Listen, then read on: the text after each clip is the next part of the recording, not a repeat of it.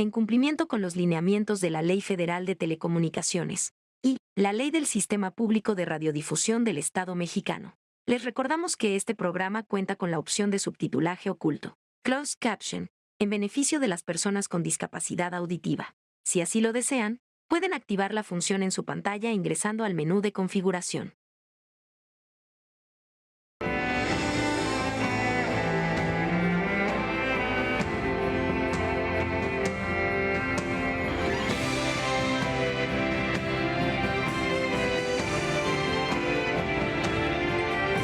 En realidad, no hay individuos perfectos. Las capacidades diferentes las tenemos todos. Y nuestra mejor y quizá única alternativa es ayudarnos todas y todos.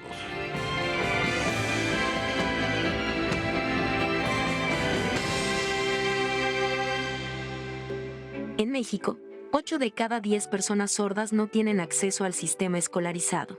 En el foro de 80 millones, Ixel Moreno y César Ernesto Escobedo, activistas por los derechos de la comunidad sorda en nuestro país. Pero faltan muchas iniciativas. ¿Qué pasa con las plazas laborales, con los maestros para la comunidad sorda? ¿Qué pasa con los diferentes estados? ¿Cómo se está destinando el dinero estatal? ¿Qué pasa con el estudio de la lingüística? En el contexto del Día Internacional de la Mujer y la Niña en la Ciencia, José Roberto Landaverde y su análisis en torno a la película Madame Curie. Creíamos que los átomos eran finitos y estables, pues algunos no lo son. Lo he llamado radiactividad. Cuba México por la Vida, institución educativa que con novedosas herramientas y estrategias abre nuevos surcos en el mundo de la discapacidad. La diversidad y la inclusión toman lugar en el concierto de Andrea Bocelli, realizado el domingo pasado en el Campo Marte.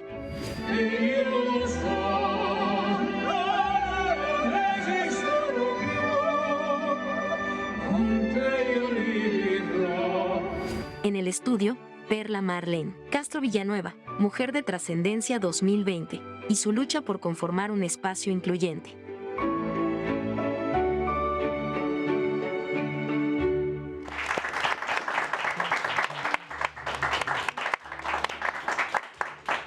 Cargado de entusiasmo y de mucha alegría, saludo al gran público, a las multitudes que conforman el público de 80 millones, el programa de la inclusión y el conocimiento. Muchas gracias por estar con nosotros, por acompañarnos domingo a domingo. Gracias, gracias compañera Saraí, gracias por esa sonrisa tan agradable. Gracias, camarada tan Saúl. reconfortante del espíritu. Muchísimas gracias a todos por estar un domingo más aquí en el foro de 80 millones, su casa. Y querido Gus, hoy venimos con todo. Buenos días, sí, hoy venimos como con esta alegría, muy contentos de estar aquí un domingo más acompañándoles. Y pues quédense porque tenemos un gran programa. Lore, buenos días. Muy buenos días, espectaculares días.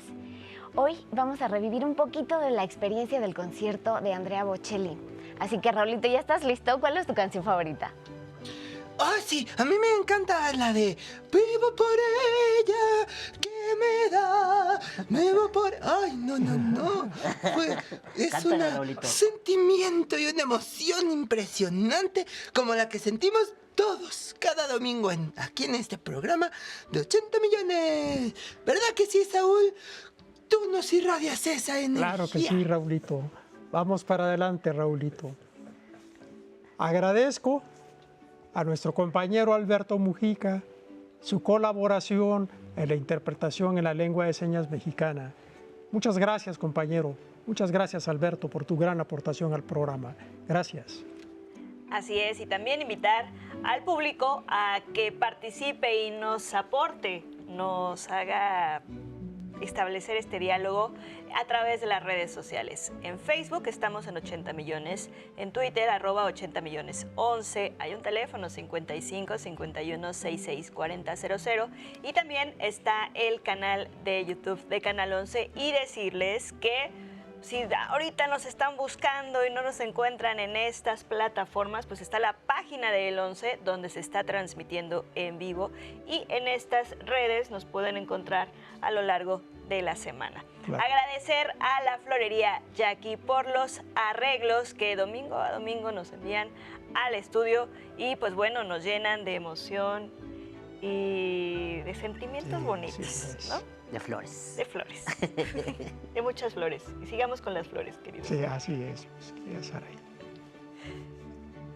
Deseamos un mundo mejor, si deseamos un mundo mejor, un mundo que dé cabida a diferentes mundos. La diversidad de lenguas no puede ser un impedimento para acceder a la educación. Una de estas lenguas es la lengua de señas mexicana. Para hablar de ello, nos acompañan dos especialistas que nos invitan a reflexionar sobre qué nos corresponde hacer a las personas oyentes y a las personas sordas para iniciar un recordatorio, un recorrido hacia el respeto verdadero de la diversidad. Veamos esto.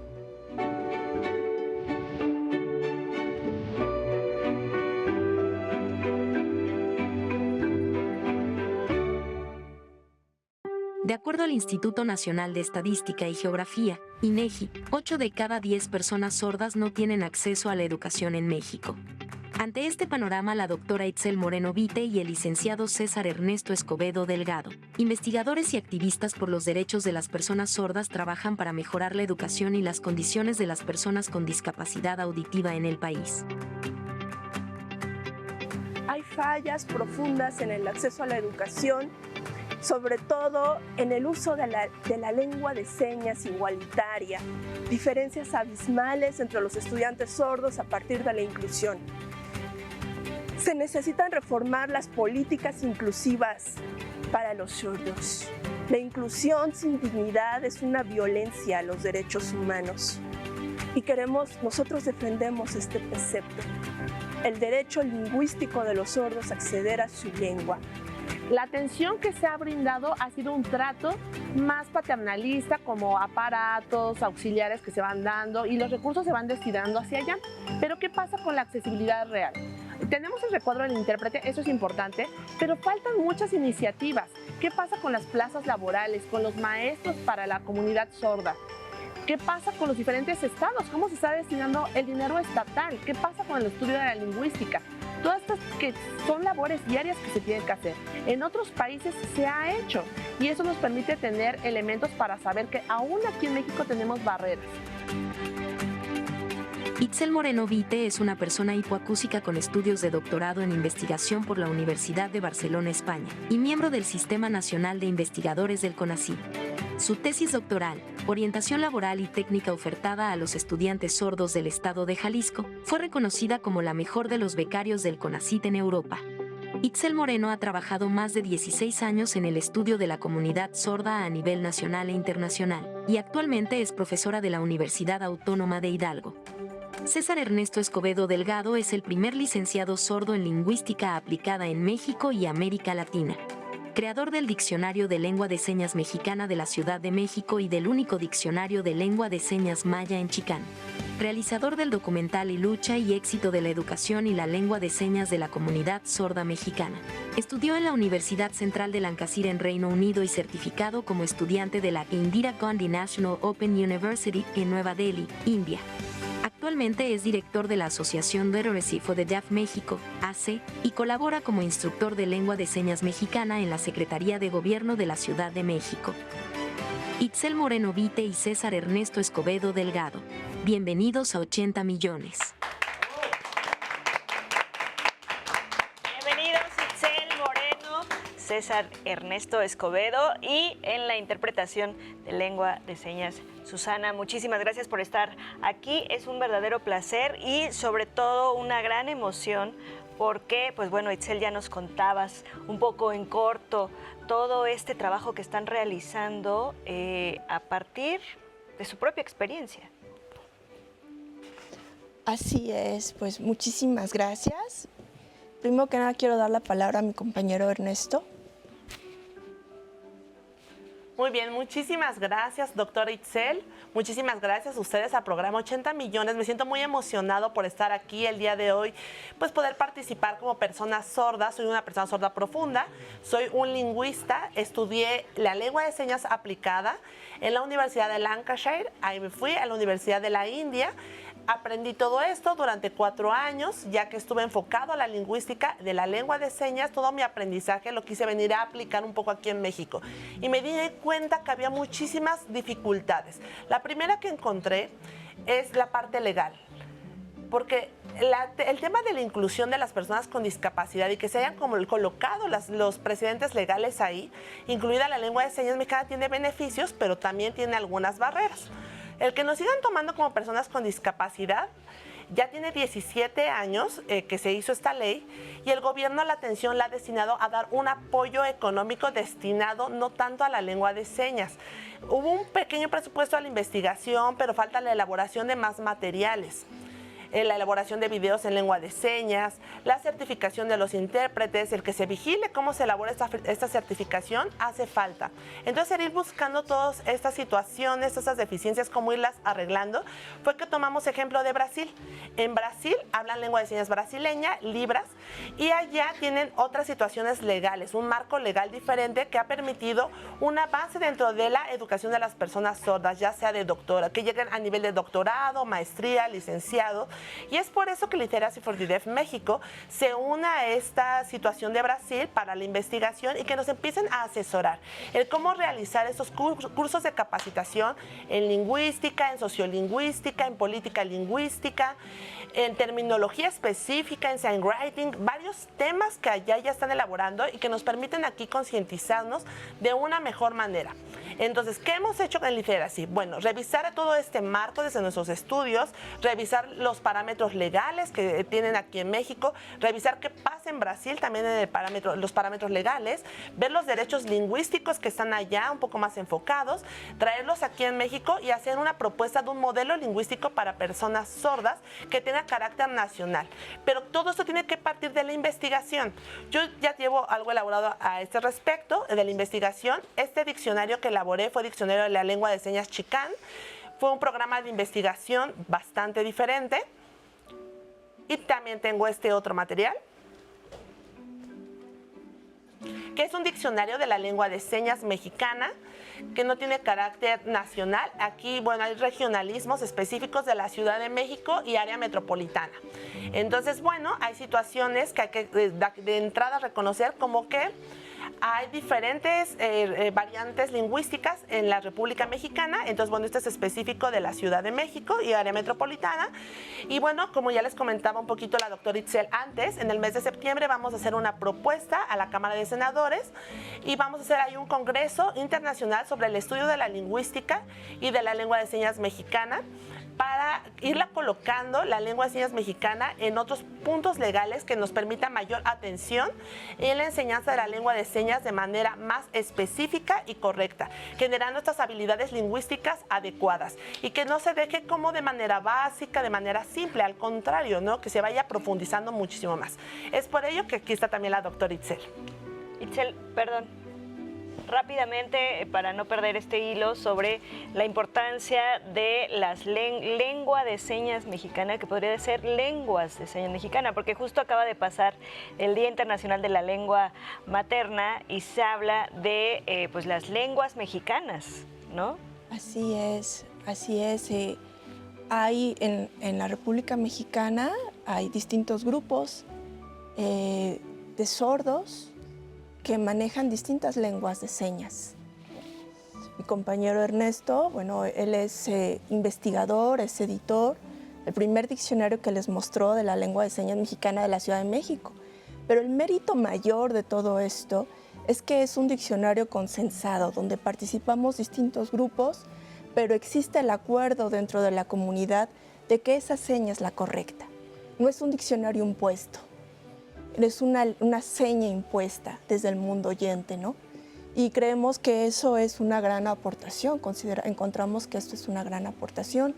En tanto a la primera pregunta de cómo ha sido nuestra experiencia desde la filantropía, sí, así es, ha sido una experiencia innata desde el encuentro como investigadores, desde estar dentro de nuestra comunidad y encontrar las necesidades que van surgiendo, que existen, la opinión de los educadores sordos de México, que cada día es un grupo mayor, cada día es un grupo más fuerte, que aquí mi compañero también es líder, ¿no?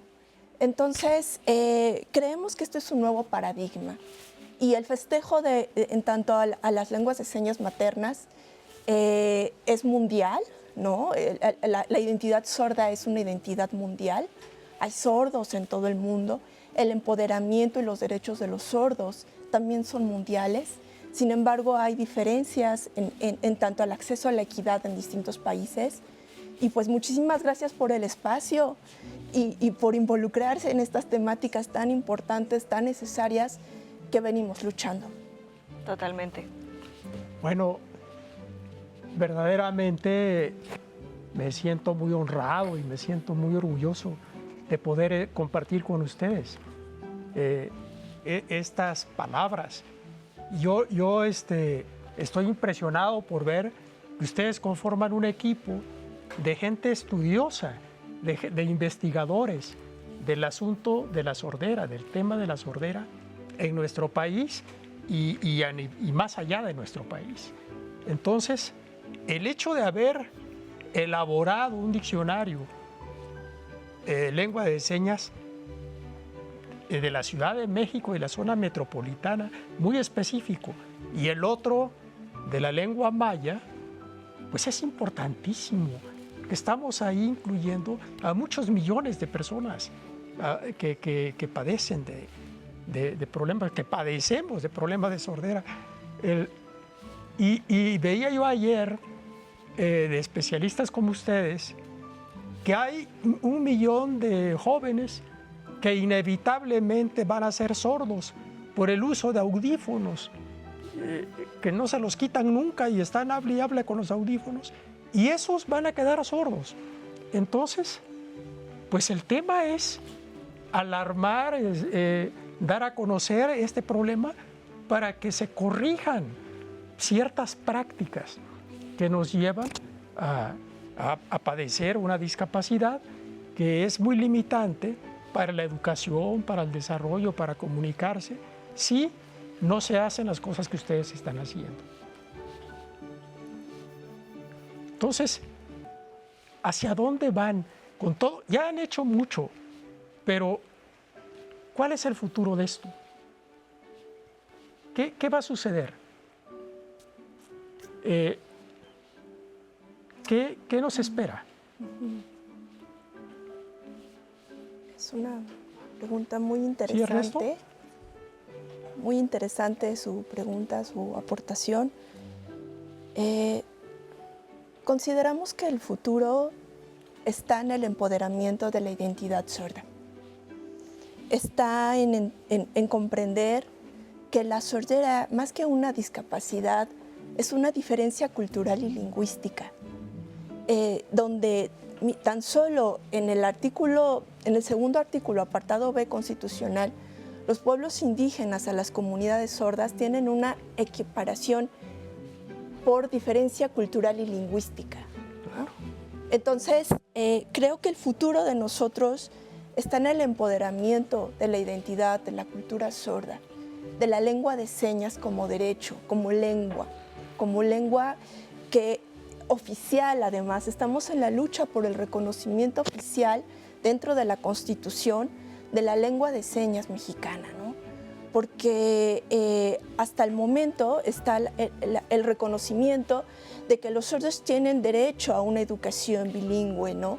Sin embargo, falta mucho en la reglamentación de cómo va a ser esta educación bilingüe, máxime cuando es una educación inclusiva, cuando los profesores no están preparados en la lengua de señas, cuando hay tantos vacíos y tantas deficiencias en la educación y donde las mismas personas sordas nacen el 97% en hogares oyentes que no tienen un conocimiento previo de la lengua de señas. Aquí nuestra compañera que nos acompaña, Susana Rocha, ella es profesora de CAM, del Centro de Atención Múltiple por muchos años en educación de sordos. nosotros consideramos que la educación de sordos debe de priorizarse, debe de empoderarse. No es una educación inclusiva a lo que apuntamos. Apuntamos al empoderamiento de la educación específica de los sordos, con un cuerpo preparado de profesores sordos, de profesorado sordo, de profesorado oyente con experiencia en la lengua de señas, incluso hasta un audiólogo dentro del centro que lleve el seguimiento de aquellos que llevan restos auditivos, ¿no? Esta es la propuesta.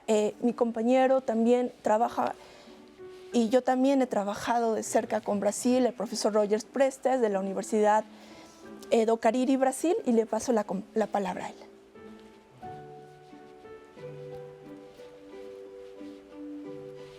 Ok. Fíjense, también de esta pregunta que me decías, ¿cuáles son tus perspectivas a futuro? Bueno, a futuro, yo la verdad no me siento ahorita muy entusiasmado, la verdad me encuentro como un poquito, pues en la espera. Estoy realizando un primer documental que relata la historia de la comunidad sorda en México. Y al empezar a hacer esta investigación de la historia, me voy dando cuenta de varias cosas que han sucedido. Entonces, de varias experiencias que nos han expresado la misma comunidad, y para mí ha sido lamentable, en gran escala. Fíjense, la primera atención es como personas con discapacidad, y nosotros nos reconocemos como personas sordas. Hay 2 profesores sordos franceses que más o menos en el año de 1821 vinieron aquí a México y presentaron también un proyecto. Este proyecto se ignoró. Pasaron los años. Para el año de 1867, gracias al parlamentario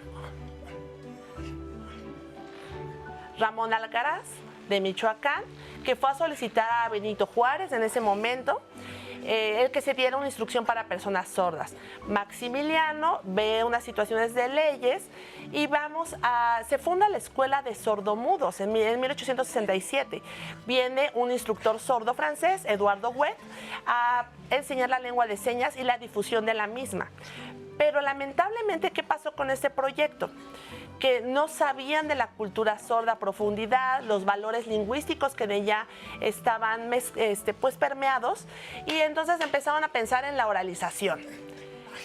Con el presidente Lázaro Cárdenas pasó otro suceso. Hubo una ley nueva para la carrera de educación especial y preparar en la enseñanza de las personas sordas. Pero los maestros se formaron en la oralización. Y es por eso que se hizo la educación bilingüe, llamándola así, pero era oralización. Y se cerró la escuela de sordomudos. Y empezamos este método de oralización. La atención se centró en la rehabilitación auditiva. Y la mayoría de las personas sordas se quedaron limitadas en el acceso a la educación.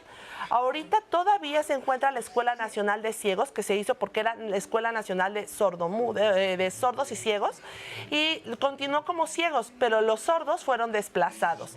Después hizo el Instituto Nacional de Comunicación Humana, que actualmente continúa funcionando, y el de rehabilitación, pero ¿qué pasa con las escuelas para sordos? Estamos hablando de muchísimos años de carencia educativa en la formación y la enseñanza para nuestra comunidad en base a los respetos culturales y lingüísticos de los mismos.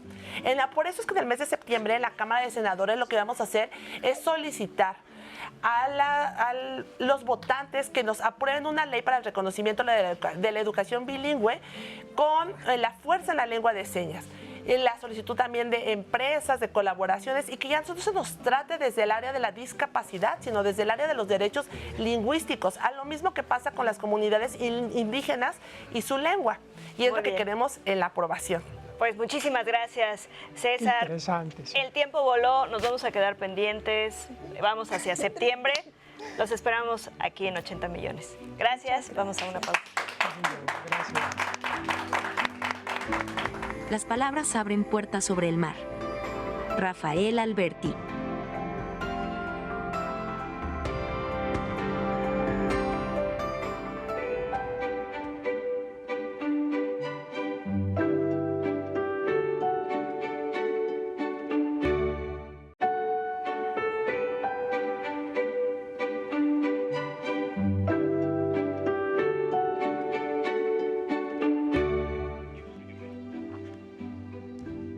Hoy tenemos la alegría de presentar nuevamente la sección de nuestro querido amigo y colaborador José Roberto Landaverde.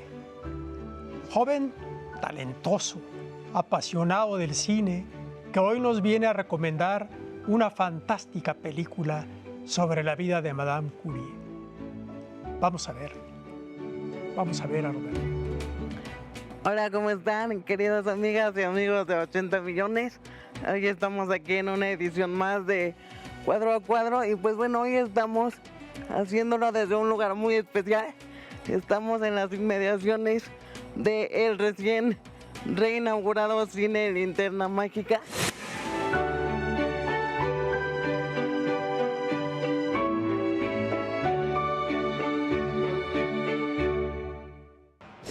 Y bueno, la recomendación que les traigo el día de hoy es de una película muy interesante. Y pues es una película llamada Madame Curie. Y pues que se centra justamente en la vida de esta icónica científica que descubrió la radiación junto con su esposo Pierre Curie. Y es una cinta que a mí me gusta mucho por tres cosas. La primera, por el enfoque que tiene su guión en resaltar que pues las mujeres también han tenido aportaciones muy importantes en el ámbito científico, y pues esta película lo demuestra con una Marie Curie que nunca se detuvo, que siempre fue fiel a sus creencias, estuvo consciente de su brillantez, de lo que ella podía lograr como persona, y pues siempre defendió eso dentro de una sociedad que pues hasta ese momento siempre estuvo como muy dominada por los hombres. Leí su artículo. Un artículo excepcional. Mi instinto me dice que hay otro elemento. ¿Cree haber dado con un elemento nuevo? La ciencia está cambiando y los que están al frente de ella son los mismos que creían que la Tierra era plana. Váyase de mi laboratorio. Si mi ciencia no habla por sí sola, es que la han malinterpretado por completo. Voy a demostrar que se equivocan. Creíamos que los átomos eran finitos y estables, pues algunos no lo son. Lo he llamado radiactividad. Otro de los aspectos que me gusta mucho de la película es su apartado visual. Tiene como muchas tomas que se sienten como pinturas, que son como sueños, como esta parte onírica muy bonita que se siente pues como si estuviéramos alucinando todo lo que se nos cuenta, ¿no? De la vida y la trayectoria de Madame Curie. Y el otro aspecto que me encanta de la película, además del mensaje de defender la ciencia hasta el final y del punto visual, otra cosa que me encanta es la actuación que tiene al centro, que es de Rosamund Pike, que le inyecta una energía y una efervescencia como muy inspiradora al personaje principal. Entonces siento que eso en combinación con el guión y con las tomas visuales pues crean una experiencia que te eleva y te llena de inspiración. Por eso esa es mi recomendación para ustedes el día de hoy. Hemos sido nominados para el premio Nobel. La nominación solo menciona mi nombre. Te adueñaste de mis méritos y aceptas sus aplausos. Esto es más grande que nosotros. Yo solo quería hacer buena ciencia. Hay quienes dicen que mi radio causa enfermedades. Podría plantearse la cuestión de si la humanidad se beneficia de conocer los secretos de la naturaleza. Llevo toda la vida obsesionada con intentar comprender lo imposible. Esta es mi lucha y pienso ganarla.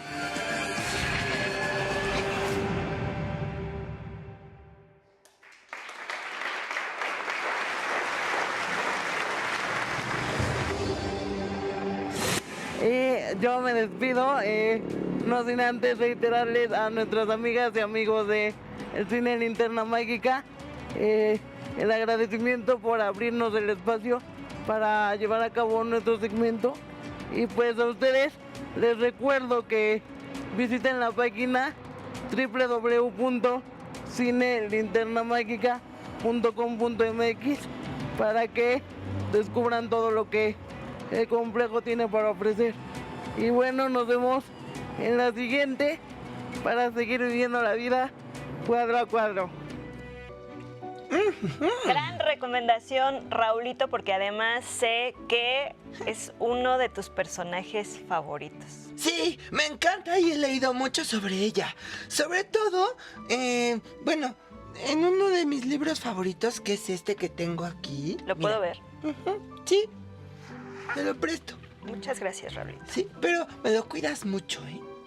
Muchísimo, sí. Muchísimo, porque es también uno de mis cuentos, uno de mis libros favoritos, es el cuento de Buenas noches para niñas rebeldes, en el que justo viene esta biografía para niñas, niños y niñas como tú, ¿no? En el que nos cuentan, pues bueno, los distintos personajes, las mujeres más increíbles que uno se puede imaginar, y muchas más, porque hay más ediciones. Y me decías que hay una frase que te motiva. Sí, me gusta mucho. Es la frase que está en la página del lado derecho, ahí, y habla de, bueno, dice una frase de Curie. Exacto. Si me permites, la voy a compartir. Y dice, no hay nada que temer a nada, no hay que temer a nada en la vida. Solo tratar de comprenderlo. Sí, y eso es muy cierto. Te voy a decir por qué. Por favor. Yo lo entendí cuando, por ejemplo, yo le tenía miedo a las abejas. Y las abejas, así, y cuando escuchaba una, me ponía muy nervioso y yo decía, ay, no, quítamela, ay, y yo tenía muchísimo miedo de que me zumbaran aquí en la oreja porque creía que me iban a matar. Bueno, hay personas que son alérgicas. Ay, bueno, eso sí. Pero el problema es cuando les tenemos miedo y las queremos ahuyentar y las hacemos así, ¡pah! Porque nos quieren picar. Ahí sí nos quieren picar. Pero entendí y cuando comprendí que eran buenas y que las abejas son muy importantes para el planeta, pues ya me tranquilicé y dije, no, ellas no quieren ser molestadas y por eso creen que cuando tú les haces así, ¡pam!, pues las estás molestando. Totalmente, son sumamente necesarias. Por ahí te voy a invitar a ver un documental sobre las abejas, que está increíble. Y bueno, también seguir con esta charla porque tenemos mucha información, Raulito, y se nos estaba olvidando decir dónde pueden ver esta película que nos recomendó José Roberto, que la pueden ver en la plataforma de Netflix y que decíamos que íbamos a armar una función para que disfrutarla en pandilla. Pero mientras tanto, seguimos aquí platicando y nos vamos ¿a dónde? ¡Ay, vámonos con nuestra doctora Citlali! ¡A salud sin barreras! Vamos, pues. ¡Vámonos!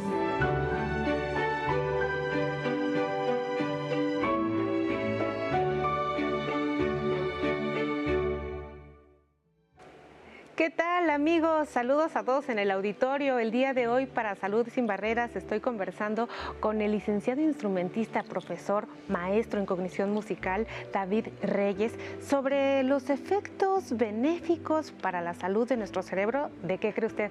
De la música. Bienvenido, profesor. Muchas gracias por la invitación. Al contrario, pues, a ver, ¿cuáles son esos beneficios? ¿Y por qué hay beneficios? Claro, efectivamente. La música, desde el simple y llano hecho de escucharla, tiene un componente evocativo. Nos recuerda momentos pasados, nos puede incluso transportar a lugares donde nunca hemos estado, lugares imaginarios. Entonces estimula la imaginación, estimula la memoria, estimula muchos procesos emotivos también. Qué importante estimular la imaginación. Así es. Así es, y todo esto es a través de los sonidos. E imaginamos toda la vida, de pronto pensaríamos que imaginar es un tema nada más de la infancia, pero... No, en la realidad no, continuamente estamos imaginando, continuamente estamos previendo de manera inmediata lo que va a suceder después y estamos tratando de actuar de la mejor manera, y obviamente para ese proceso estamos utilizando nuestra imaginación de manera cotidiana. Ay, qué bonito está esa forma de aterrizarlo. ¿Y qué beneficios resulta de todo esto, demostrado por supuesto, a nivel de mi cerebro? Bueno, a nivel del cerebro, obviamente, como decía hace rato, tiene que ver con la memoria, tiene que ver con las emociones, todo lo que se refiere a cuestiones emotivas, pero también se puede razonar la música.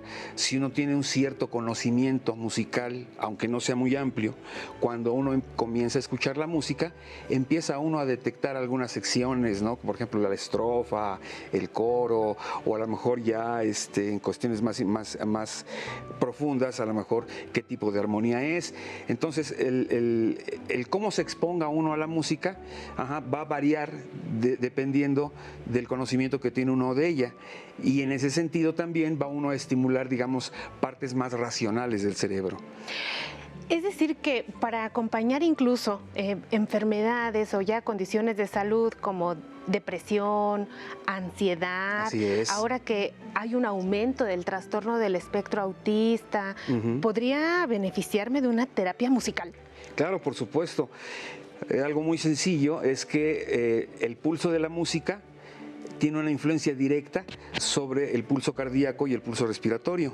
¿Esto qué quiere decir?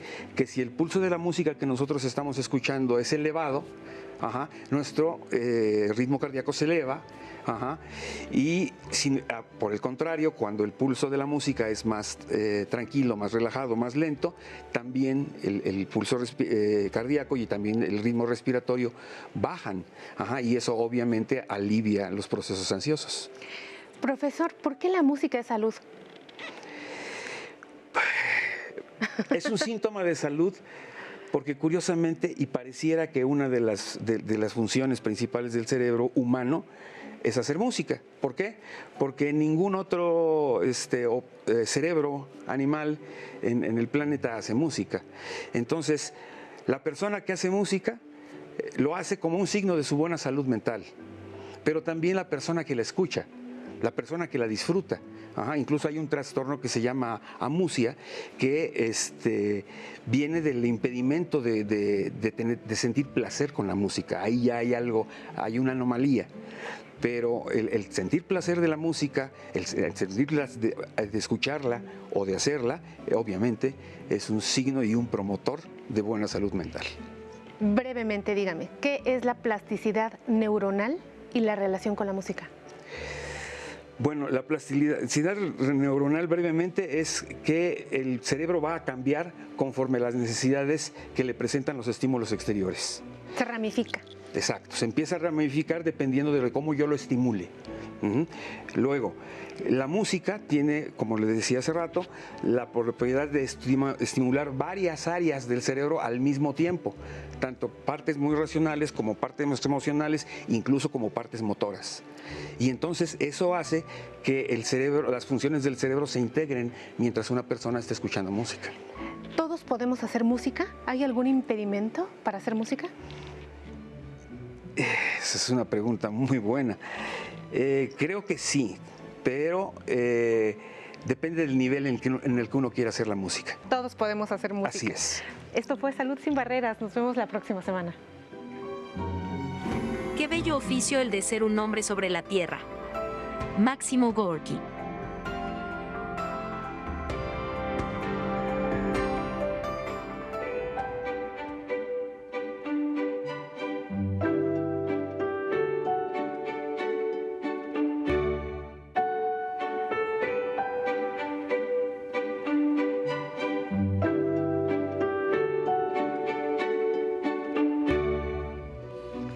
Saraí. Saúl, estoy muy emocionada, así que vámonos directo. Vámonos directo. Rápidos y veloces. Ahora que se voló la barda nuestra compañera Lorena. Vamos a música y ceguera. Y vamos a ver eso. Sí, importantísimo.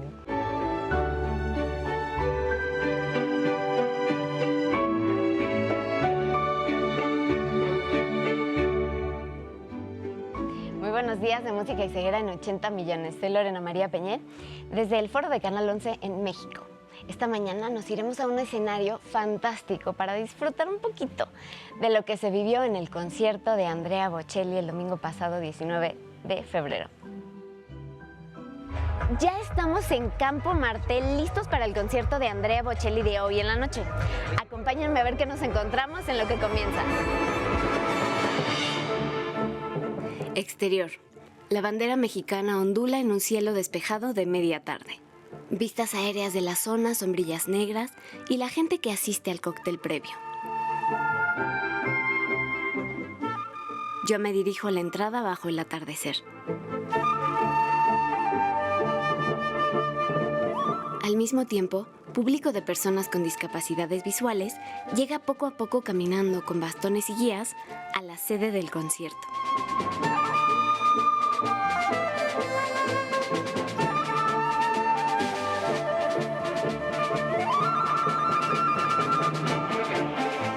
Desde lo alto, la bandera, los asientos y el escenario listos para recibir al cantante.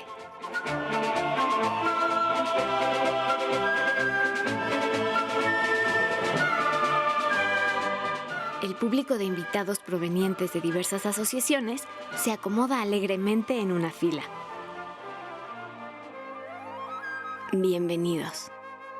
Mientras saludo y me tomo unas fotos con el equipo de Music Vibe y colaboradores.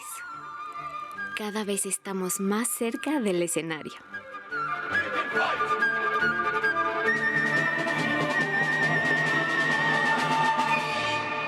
¿Cómo están? 80 millones, saludos a todos. Estamos muy emocionados con ir al concierto de Andrea Bocelli. Mi esposa, María Guadalupe Torres. Mi nombre es Luis Felipe Salas y pues es un honor ser invitados especiales de una personalidad como Andrea Bocelli. Estamos muy emocionados, muy contentos y agradecidos con la invitación. Mi nombre es Edgar Elorza, soy publicista y soy parte de los creadores de esta campaña de bien social. Y el objetivo es justo entretenimiento inclusivo para las personas con discapacidad visual, para generar conciencia de cómo deben ser parte de nuestras diferentes actividades. Pues yo me llamo Dante y pues estoy muy emocionado de venir a México y poder escuchar a Andrea Bocelli. Me llamo José Emilio Montoya Gracida. Estoy muy contento porque me gusta mucho Andrea Bocelli desde chiquito y entonces vine a verlo. Hola, ¿qué tal? Mucho gusto, soy Joan de Los Ojos de Joan, creador de contenido orientado a temas relacionados con discapacidad en general. Hoy tuve el gusto de conocer a Samantha. Mi canción favorita es Vivo por ella, 100% favorita. Yo soy Isaac Barrera, soy del equipo de marketing de Music Vibe. Nuestro kickoff para empezar a hacer esto más seguido es Andrea Bocelli. Uy, qué ilusión estos momentos previos al concierto, el cóctel para degustar el vino de Andrea Bocelli en una especie de picnic gourmet y la contagiosa emoción, por supuesto, de quienes estaban ahí. Nos encontramos a varios amigos, conocidos y a nuestra querida Nancy, también estaba ahí, Nancy Rivero. En el video habrán reconocido el tema de la película El bueno, el bruto, el creativo, en español El bueno, el malo y el feo. Música compuesta por Ennio Morricone, que fue justamente una de las piezas instrumentales del concierto con el flautista Andrea Griminelli. Y hablando de colaboraciones, sabemos que a Bocelli le gusta compartir escenario con otros artistas. Y para este programa contó con la magnífica voz de Susana Zabaleta, la soprano María Aleida y los bailarines Brittany O'Connor y Paul Barris, la Orquesta Filarmónica del Desierto y el Coro del Desierto provenientes de Saltillo, bajo la dirección de Eugene Cohen. ¿Qué les parece si ahora vamos a degustar un poquito de lo que se vivió aquella noche? Andrea Bocelli, Campo Marte, CDMX. Exterior noche. Vistas aéreas preconcierto y cerca de 6,000 personas acudiendo a sus localidades. Ya casi empieza el concierto. Primera llamada. El escenario con pantallas y videos de Andrea Bocelli, mientras personas con diversidades visuales y usuarios de silla de ruedas ocupan sus lugares. Desde lo alto, el público se ilumina con un mar de luces.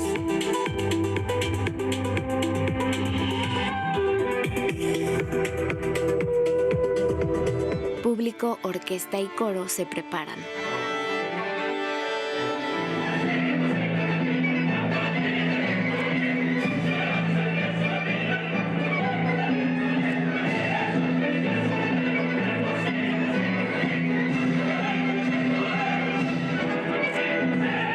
Andrea Bocelli entra al escenario. La donna immobile, qual piuma al vento, muta d'accento e di pensiero, sempre un amabile, leggiadro viso, impianto riso e menzognero. La donna immobile, qual piuma al vento, muta d'accento.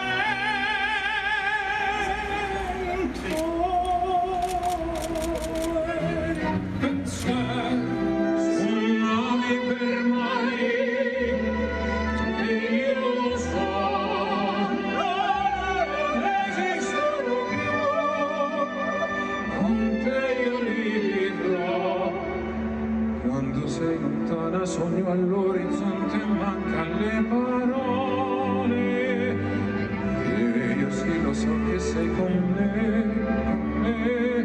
tu mia luna, tu sei qui con me, mio sole, tu sei qui con me, con me, con me, con me. Time to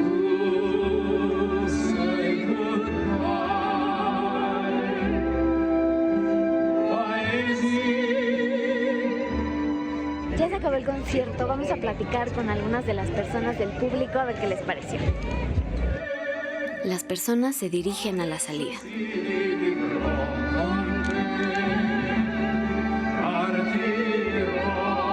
Estuvo padrísimo, la verdad fue todo lo que esperaba. Desde que era niña quería venir a ver a Andrea Bocelli y totalmente encantada. La verdad nos las pasamos súper bien. Y lo que más me gustó, bueno, en mi caso, ese romanticismo, como esa energía que maneja. Es un sueño que se hizo realidad por mi esposa, que ella anda. Y la canción que más me gustó pues es Bésame Mucho, que es la canción de Consuelito Velázquez. Bésame, bésame mucho, como si fuera esta noche la última vez.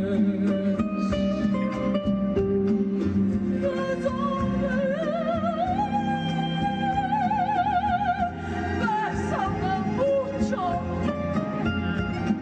que tengo miedo perderte después. Quiero tenerte muy cerca, mirarme en tus ojos, verte junto a mí. Y esas enormes mañanas, yo ya estaré lejos, muy lejos de ti. Conciertazo, invitadazos y un público maravilloso. Se terminó el concierto, pero nos llevamos a Andrea Bocelli en el corazón.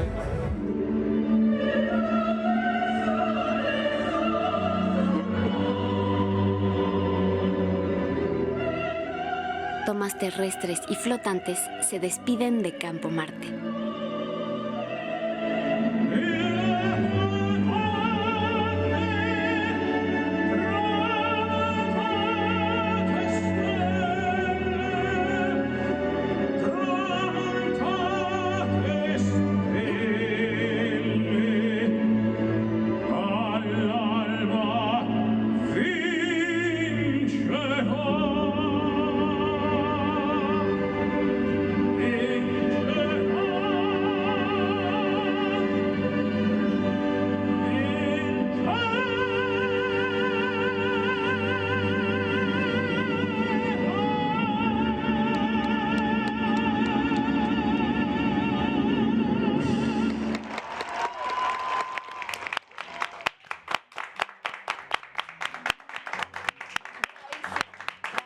Bravísimo. Y qué gran fortuna fue haber podido ir a entrevistar a todas estas personas y a grabar este concierto en Campo Marte con Andrea Bocelli. Quiero agradecer a 80 millones, a Music Vibe, a Música y Ceguera y a mi querido camarógrafo piloto por esta cobertura de tan emotivo evento. Espero que hayan disfrutado este bloque de hoy que les tejí con mucho cariño.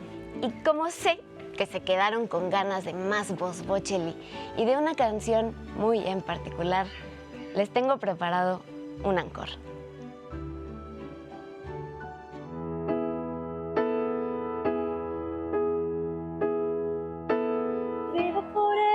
Sin saber si la encontré o me ha encontrado.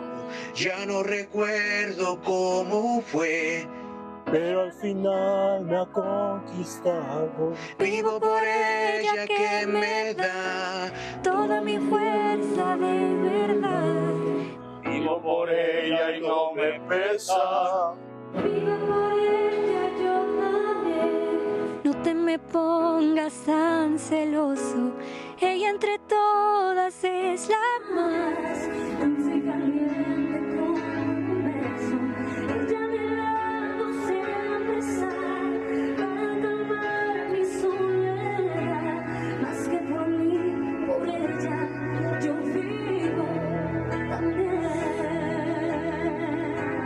Es una musa que te invita a tocar la suavecita.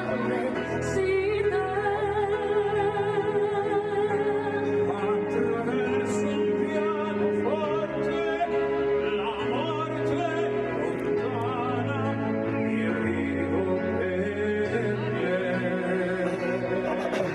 Vivo per lei nient'altro, e quanti altri incontrerò, che come me hanno scritto in viso. Io vivo per lei. Io vivo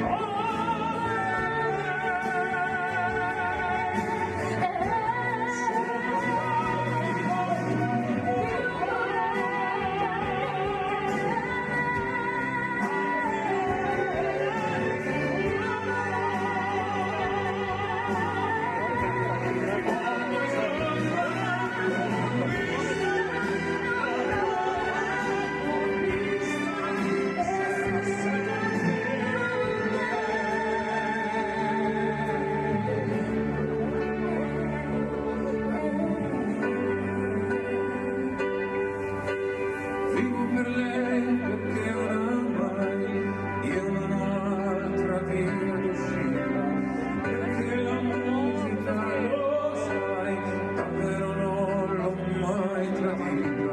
Voglio un amore che me da luce, amor y libertad. Si hubiese otra vida, la vivo por ella también. Yo vivo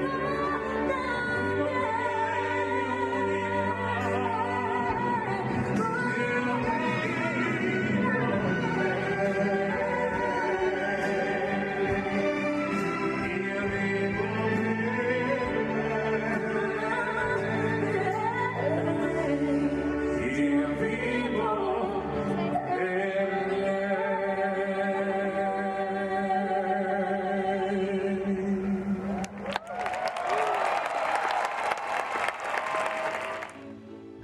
Bueno, bravísimo. ¿Qué tal esta sorpresa? Licencia de edición que me permití para integrar a fans y público cantando Vivo por ella junto a Andrea Bocelli y Carolina Ross, unidas todas por el mismo canto. Un cariñito para recordar este concierto y con una dedicatoria especial para aquellos que no pudieron ir esta vez, pero que siempre están con nosotros. Que este tipo de iniciativas como Blind Seats y Asientos para Todos de Music Vibe, que tuvieron lugar en Ciudad de México, Guadalajara y Monterrey, cada vez sean más comunes para que todos podamos disfrutar del arte juntos. Y Andrea Bocelli, maestro, muchísimas gracias por tanta inspiración y por su voz y por haber compartido este viaje con nosotros. Síganlo en redes sociales y en su página de internet, Facebook, @AndreaBocelli, y en su página andreabocelli.com. Gracias por haberme acompañado esta semana a volar y a vivir por la música, con Música y Ceguera en 80 millones. Si por la noche lloras por no ver el sol, las lágrimas te impedirán ver las estrellas. Rabindranath Tagore.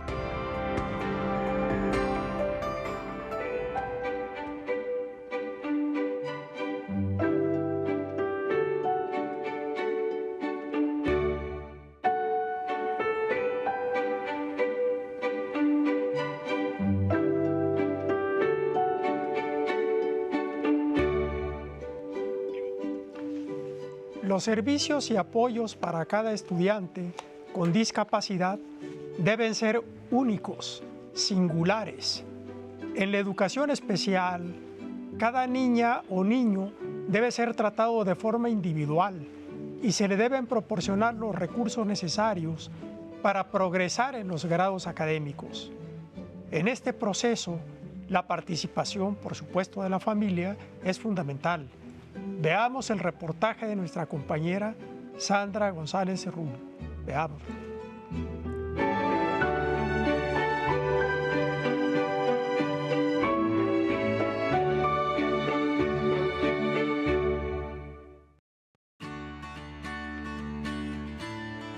Estamos en la recepción de Cumevi. Aquí Rina nos da la bienvenida. Gracias por recibirnos. Conocimos en la primera parte lo que es esta escuela, este centro de educación especial. Hoy vamos a conocer una segunda parte de algo que es muy importante, Rina, la familia, la participación de las familias. Así es. Vamos a ver lo siguiente. La educación es un triángulo. La educación es casa, institución educativa como base orientadora y el individuo. Eso no lo podemos perder de vista. Si nosotros no cuidamos la familia, no la orientamos, también no le damos ese confort y esa seguridad de que ellos van por un camino seguro, lógicamente se va a ver un poco desbalanceado el sistema educativo y los logros que podríamos obtener. Para nosotros es un pilar fundamental que tengan una familia equilibrada. La educación especial se enfoca en ayudar a los niños con discapacidad a aprender y está diseñada para satisfacer las necesidades particulares de cada estudiante.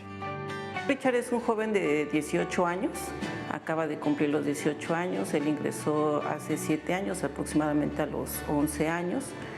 Su discapacidad es múltiple, esto quiere decir que él no camina, no habla, él depende prácticamente de mí para todas las necesidades y pues esto lógicamente hace un poco más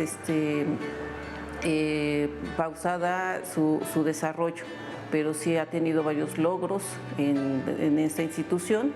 Principalmente lo que yo he detectado es, por ejemplo, la atención.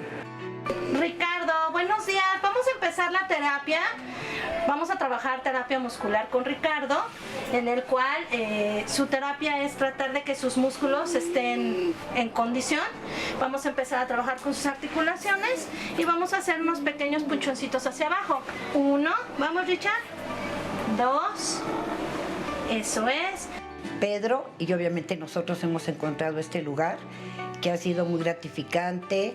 Al principio fue difícil porque siempre Pedro estuvo acostumbrado a estar con una sombra, pero aquí el personal siempre ha sido de lo más profesional, de lo más cariñoso y Pedro desde el primer día estuvo contento aquí.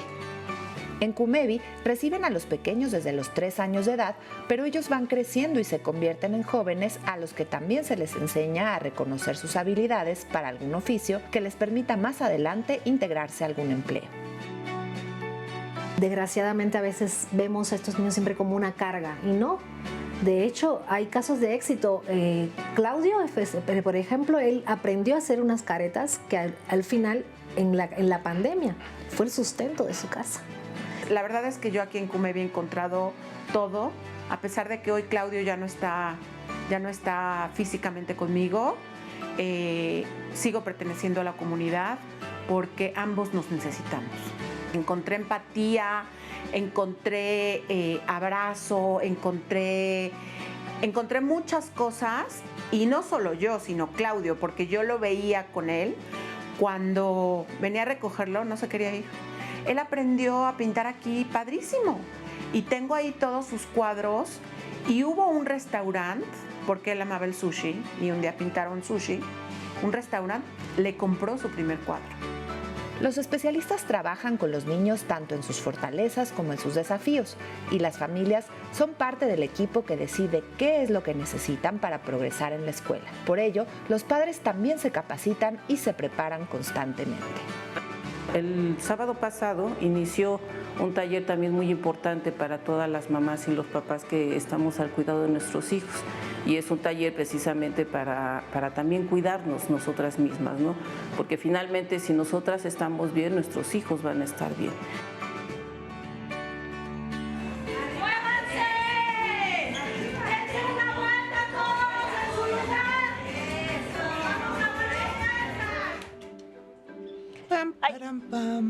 ¿Qué haces, Raulito?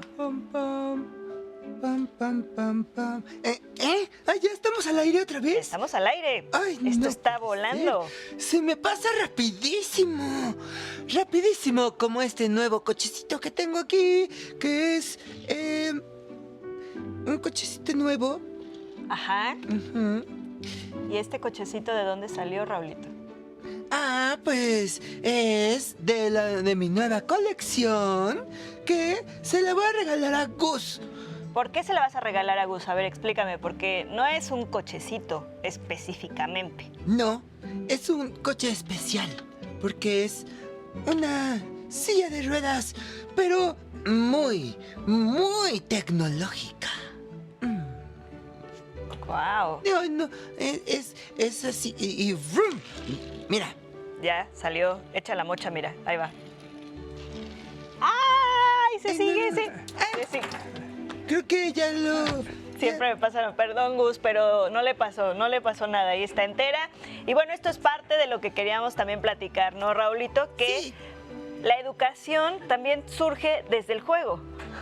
Pues es que hay que jugar muchísimo, porque también esa es parte de mi crecimiento. Bueno, eso me decían mis papás también.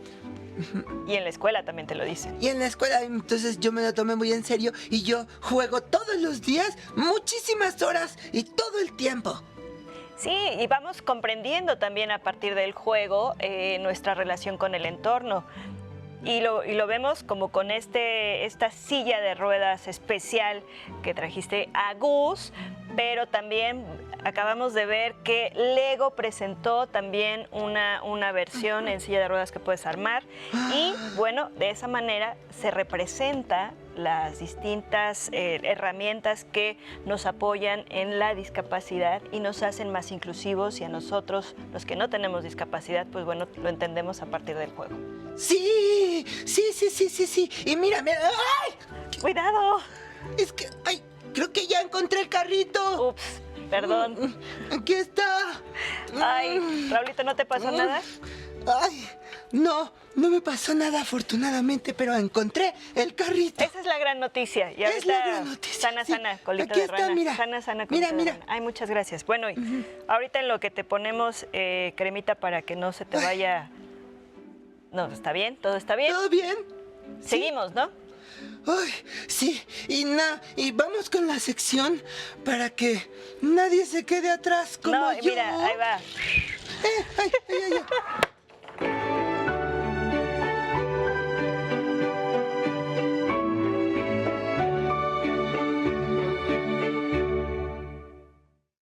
Hola, ¿qué tal? Pues me da mucho gusto nuevamente saludarlas aquí en la sección Que Nadie Quede Atrás del programa 80 Millones, sección en la que nos encanta darles a conocer sus derechos para que estén informados, sepan cómo ejercerlos, mecanismos de defensa y a dónde ir en caso de que se les estén vulnerando algunos de sus derechos.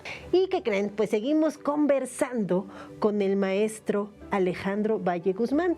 Él es Ministerio Público, supervisor, responsable de agencia, experto, como ya lo he dicho, en cuestiones de victimología y muchas cosas más. ¿Y qué no ha vivido, no, usted como Ministerio Público? Le agradezco sus palabras, maestra, y estoy a sus órdenes.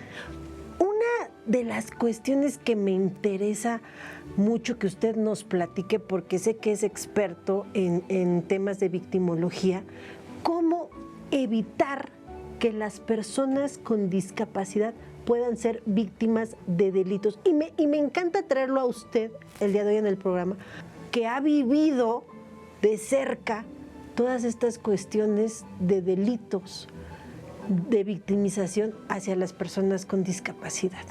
Debemos enfocar el hecho de que para no ser víctima de un delito, una persona con discapacidad, hay que tomar en cuenta precisamente eso, qué modalidad de discapacidad tiene. En el informe anual del INEGI del 2020 se hablaba de que, bueno, un dato adicional, hay más mujeres con discapacidad que hombres. La discapacidad que más existe en nuestro país es la debilidad visual. Entonces lo que hemos tratado aquí como institución es el hecho de dar un acceso a la justicia incluyente, accesible, transparente, cálida, que las personas que tienen la desgracia de ser víctimas de un delito se sientan con toda la confianza de presentarse y formular una denuncia. Pero aquí la cuestión es que cómo evitar, dependiendo de la modalidad, de la discapacidad, debemos tomar en cuenta el entorno. Porque obviamente no serán las mismas precauciones que tenga una persona débil visual a una persona que tenga problemas de psicomotricidad. Y entonces el entorno es muy importante. Si tienen compañía, deben tener compañía de su absoluta confianza. Si son personas que se valen por sí mismas, que por problemas psicomotrices, pero pueden salir, tienen que tomar en cuenta de que deben estar en lugares de acceso para ellos, no buscar lugares donde no pueden acceder simple y llanamente porque no lo hay. No hay rampas, por ejemplo. Pueden sufrir un accidente si quieren subir por un lugar donde no hay rampas. Hay lugares donde no hay guías braille, ¿no?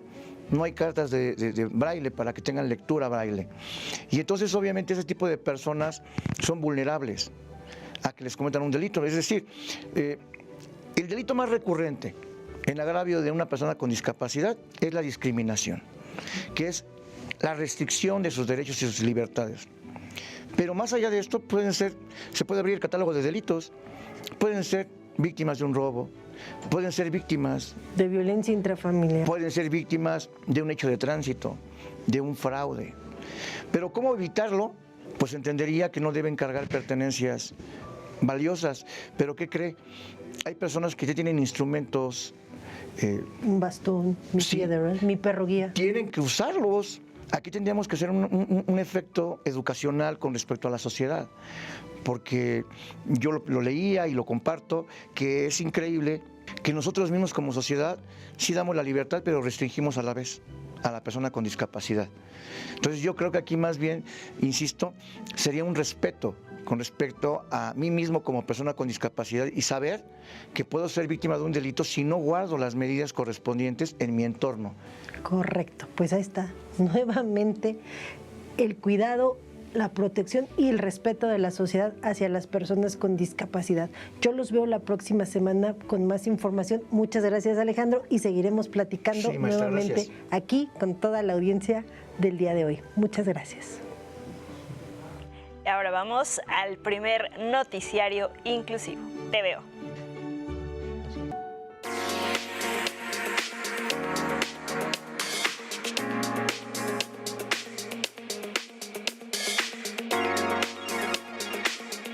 Hola, soy Bárbara Anderson y les doy la bienvenida a Yo También Te Veo, el primer noticiero 100% inclusivo de México. Soy una mujer de edad mediana con el cabello castaño, tengo la piel de tez clara, los ojos verdes y estoy usando una camisa color negro. Y estas son las noticias más importantes de esta semana.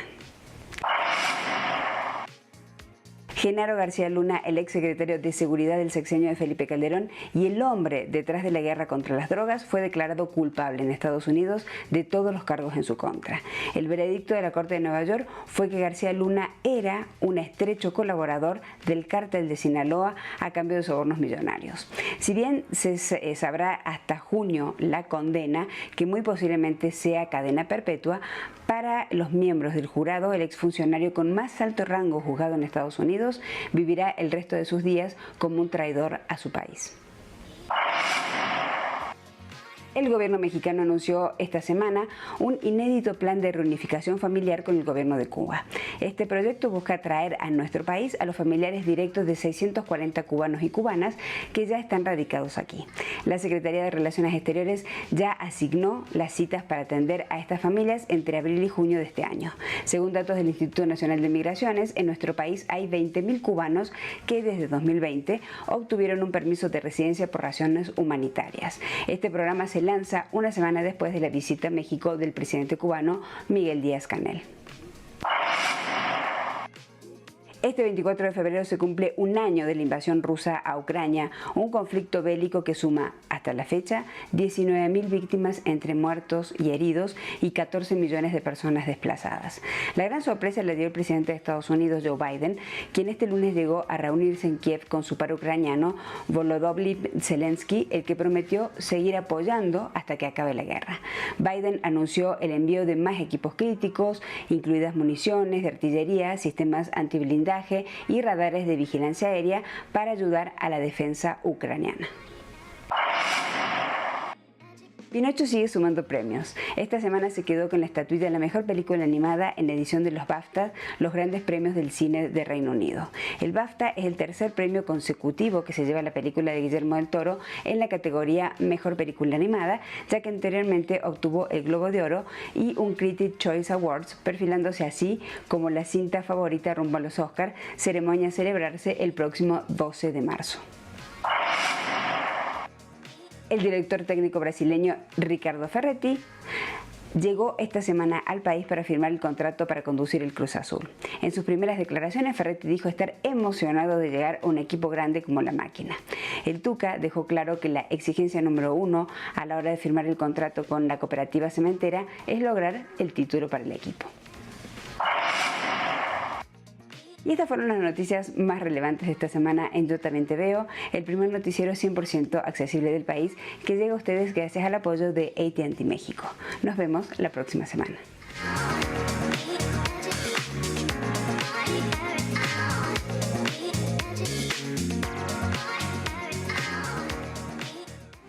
Quien no encaja en el mundo, está siempre cerca de encontrarse a sí mismo. Hermann Hesse.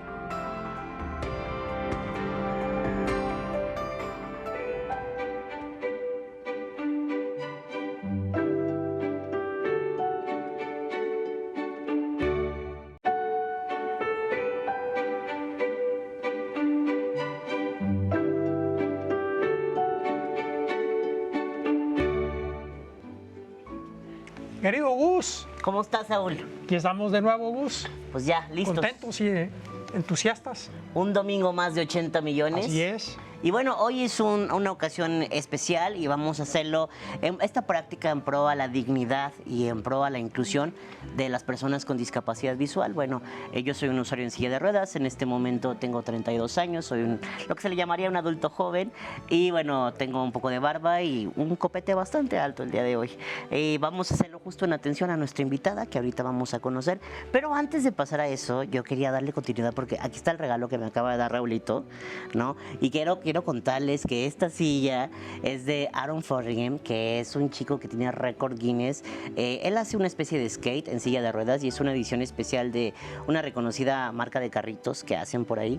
Y la verdad es que, bueno, él es súper aventado y súper dinámico y me encantaría algún día conocerlo. Y aventarme así no, porque termino hecho pedacitos mi público, pero está muy bonita. Gracias, Raulito, por el regalo. Y ahora sí, vamos a la semblanza, Saúl, Saraí, de esta gran invitada del día de hoy.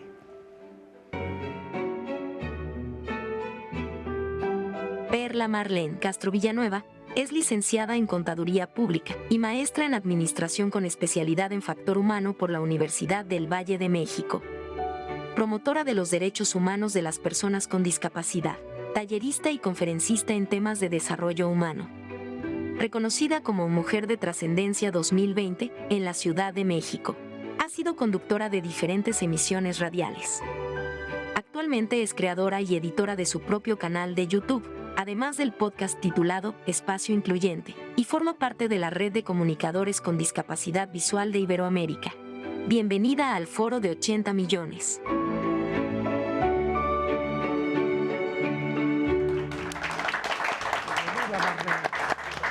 Bienvenida. Un placer. Gracias por acompañarnos. Al contrario, Gustavo, Saúl, Saray, un placer. Bienvenida. Bienvenida, Marlene. Es un gusto que estés aquí con nosotros el día de hoy. Y bueno, tienes, ya lo pudimos ver en la semblanza, una gran trayectoria, pero al público y a quienes nos están viendo y escuchando desde casa, cuéntanos un poquito más de ti. Bueno, pues yo soy mujer con discapacidad visual, ciega, permanente desde el 2018, y digo permanente porque tuve mis etapas de baja visión. Desde los 17 años me diagnostican glaucoma y fui perdiendo la visión de manera gradual. Definitivamente el hecho de haber perdido la vista para mí fue un cambio total, ¿no? de 360 grados, pero que finalmente lo pude abordar bastante bien gracias a todas las actividades y el conocimiento que va uno adquiriendo durante estos años y bueno, ir encajando justamente el tratar de decir, tengo ahora ya una discapacidad, pude haber hecho muchas cosas de manera profesional, pero ¿de qué me sirven las credenciales y los títulos ahora que no veo, no? Entonces, empezar a encontrar un nuevo sentido de la vida, que es lo que ahora hacemos a través del proyecto de ENFOR, Mujeres con Discapacidad Visual, el enseñarles no solamente a las mujeres, así comenzamos trabajando únicamente con mujeres, pero ahora es abriendo espacios a hombres, mujeres y niños que tienen discapacidad visual en México y en 21 países. Esto es bien importante, ¿no? Porque como tú lo dices, fuiste una persona normovisual durante varios años de tu vida, adquieres esta discapacidad visual, pierdes completamente la visión. Y entonces, ¿qué pasa? Porque dices, lo acabas de mencionar, ¿de qué sirven las credenciales ahora que está esta condición? ¿Cuál es como el choque que se tiene? Y además, ¿cómo decides, oye, es que no, mi vida no termina ahí y tampoco voy a hacer que las vidas de otras personas terminen, voy a hacer que impulsarlas, ¿no? Claro, porque lo que acabas de decir es muy importante. La familia, nuestro entorno, los amigos forman parte de tu núcleo y cuando todo eso cambia, a ellos también les cambia el chip. Uno tiene que enfrentar la discapacidad visual, pero al mismo tiempo ellos también muchas veces no saben cómo guiarte, qué decirte, ¿no? A veces las expresiones mismas de vamos a ver una película, ya sienten que te ofenden y Claro. te dicen, no, ¿cómo que la vamos a ver? No, sí, tú sigue usando la misma terminología porque para mí el ver una película no tiene nada que ver con la parte visual, aunque en su momento lo fue. Entonces sí es un cambio trascendental, pero que de alguna manera se va viviendo en el día a día. Yo los primeros 3 meses de discapacidad fueron muy complicados y lo digo para todo el auditorio que es difícil si uno piensa que ya se acabó el mundo, que ya no hay vida, que vas a estar encerrado entre 4 paredes, que todo va a ser triste y oscuro y gris, pero en realidad no. Uno decide decir hasta aquí. Yo solamente aguanté 3 meses así, donde los días se me hacían eternos, y una vez que conocí a través del DIF nacional que hacía campamentos incluyentes y que acudí al primer campamento incluyente donde conocí más personas con discapacidad, me vi inmersa en que había un abanico de oportunidades para mí.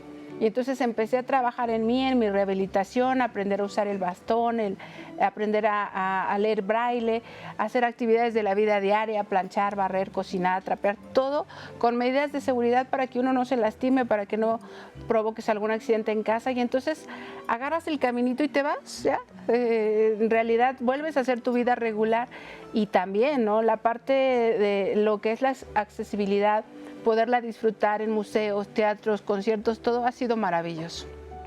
Ya con otro sentido, ¿no? Te digo, totalmente ahora el oído, el tacto, el gusto y mucha gente piensa que cuando dejas de ver se agudizan los demás sentidos. En realidad ahí los tenemos, pero no los llamamos tan rápido por lo mismo de que estás acostumbrado a todo verlo, ¿no? Claro, al estímulo visual. Así es. Y bueno, haciendo justo uso de todas estas avances y tecnologías, ¿no?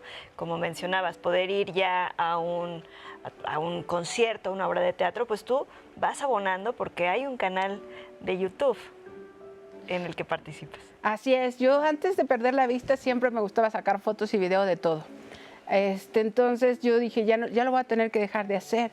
Pero justamente empezamos a trabajar con el empoderamiento de la mujer y acudo al gobierno de la Ciudad de México y a la Secretaría de Cultura y nos dicen, les vamos a dar un taller de fotografía. Yo encantada, porque primero pensaba como en mí, en decir, si esto me hace bien a mí, le va a hacer mucho bien a los demás. Y eso era, ¿no? Convocarlos. me di cuenta que muchas más personas que aunque no hubieran visto en su vida querían aprender a sacar fotos. Y entonces el hecho de haber tomado este taller nos enseña que podemos tener un buen enfoque, un buen encuadre, teniendo ciertas alternativas y mucha técnica también, y que lo puedes seguir haciendo. Entonces ya una vez que tomé el taller me sentí más segura de poderlo estar haciendo y seguir subiendo todo a redes sociales. Yo no tengo community manager, yo misma manejo mis redes sociales. ¿Qué tipo de contenido compartes aquí en el canal para todos aquí? ¿Dónde te encontramos? Digo, para aprovechar aquí la difusión. En Facebook nos encuentran como en Foro Mujeres con Discapacidad Visual, también en Instagram, en YouTube y Spotify como Espacio Incluyente, así se llama nuestro programa de radio, y en TikTok como Perla Marlene Castro. TikTok fue lo último a lo que me sumé, porque muchas veces las aplicaciones no son accesibles, es decir, nosotros todo lo oímos de manera robótica a través de nuestro teléfono, vamos deslizando nuestro dedo y nos va diciendo en qué parte de la pantalla estamos, pero TikTok al principio no era accesible. Y entonces una vez que ya lo fue, que me empezó a leer, sube una foto, manda un video, puedes insertar música, lo que quieras, ya lo pude hacer yo misma. Y entonces ahora sí empezar a subir los videos y el contenido que ya teníamos en las demás plataformas. ¿Qué compartimos de todo? O sea, puedo amanecer un día y querer compartir que estoy preparando un desayuno, una comida, que estoy viajando, que estamos en un taller, en una conferencia, algún mensaje positivo, que vamos a algún concierto, de todo pueden encontrar ahí. Y también algunos tips y aplicaciones de tiflotecnología, porque a veces pensamos que nunca jamás las personas que no vemos vamos a usar teléfono o computadora, y al contrario, hay muchas formas de hacerlo, unas más económicas que otras, porque hay algunas aplicaciones que cuestan, pero la gran mayoría no, y eso nos hace más fácil la vida. Ahora con los asistentes de voz que también hay en casa, bueno, uno puede programar hasta las luces de cuando llegas a casa, ¿no? Entonces, la música, todo puede estar perfectamente bien ordenado y organizado en casa con solo el comando de voz. Pues es impresionante, Marlene. Pareciera que para ti no hay barreras, sin embargo existen. Claro. ¿Cuáles son esas barreras de tu experiencia que pues una experimentan, que enfrentan las mujeres con discapacidad visual en nuestro país? Sí, a mis padres les daba mucho miedo que yo saliera a la calle una vez que perdí la vista. Decían, tienes doble vulnerabilidad, eres mujer y además no ves. Pero uno tiene que... realmente les digo a las chicas, no hay un momento en donde yo te diga, ya salte a la calle y anda con tu bastón o con tu perro guía sin necesidad de llevar a alguien del brazo. Tú lo decides, es cuestión de valentía, es cuestión de decir, lo voy a enfrentar. No pierdes el miedo ahí está, porque no sabes si un día vas a encontrar una coladera abierta, un letrero mal acomodado, una motocicleta también o un auto mal estacionado y que te puedas lastimar. No sabes. Pero lo que sí sabes es que tienes las ganas de salir, la intención de divertirte, de conocer, de aprender, y entonces es eso, tomar el valor y enfrentarlo. Entonces eso ha sido lo más complicado. En la Ciudad de México la gente tiene mucho entendimiento de lo que es la cultura de la inclusión, y donde quiera se acercan, te toman del brazo, te apoyan, va a cruzar, a qué estación va. Eso es muy bonito en la Ciudad de México. En el Estado de México no es así, ni tampoco en otros estados, así que los invitamos a que sean cada día más incluyentes, y que cuando vean a una persona con discapacidad visual se le acerquen y le digan, ¿quieres cruzar? ¿Necesitas pasar el alto? O no sé, cualquier destino, ¿no? Eso es muy bonito y se agradece siempre. ¿Cómo justamente, estamos por concluir, desafortunadamente se nos viene el tiempo encima, pero antes de que nos vayamos, ¿cómo ayudas tú al empoderamiento de otras mujeres con discapacidad visual, pero también de otras personas ciegas, ¿no? Porque no, como ya lo dijiste en un principio, no te limitas ya solo a mujeres, sino a personas con discapacidad visual en general. Así es. ¿Cómo haces que esto pase? Que ellas se sientan seguras de decir, es mi momento, ahora sí voy. El proyecto de Enforo surge en abril del 2015 y empezamos con cursos y talleres.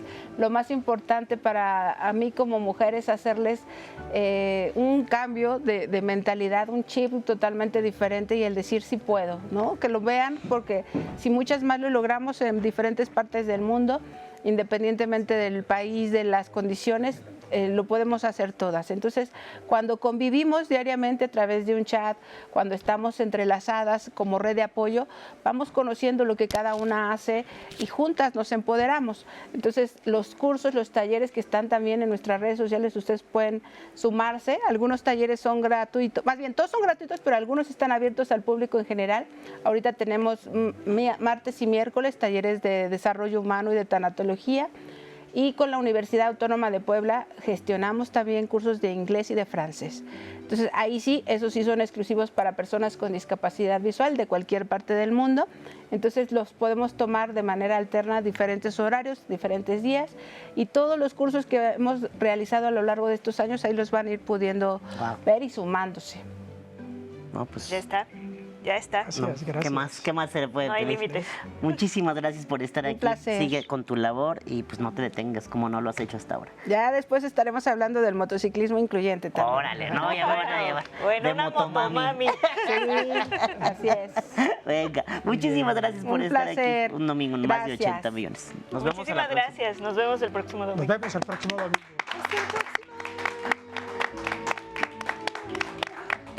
El 11 es un canal educativo y cultural cuyo propósito es mostrar y apoyar las diversas expresiones sociales y artísticas. Por ello, 80 millones no tiene fines de lucro. Solo buscamos dar voz a quienes tienen algo que aportar para que seamos una sociedad cada vez mejor. En México, 80 millones de personas tenemos algún tipo de vínculo con la discapacidad. O vivimos con ella, o formamos parte de su familia o de su entorno.